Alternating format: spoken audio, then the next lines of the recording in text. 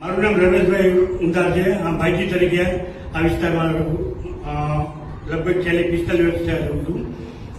ખાસ તો જે ડિમોલેશન હતું એમાં આપના મિત્રને એક અનોખી પ્રસાદીના સ્વરૂપમાં મળી છે, શું વિગત?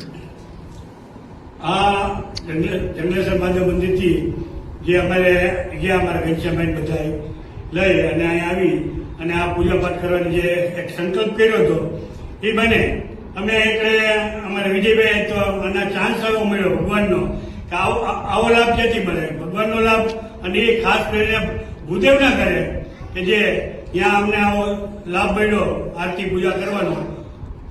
આ એક અમારો સંકલ્પ છે કે અમે પુનઃ પાછા સ્થાપના કરીશું. ખાસ તો આ મંદિર કેટલા વર્ષ જૂનું હતું?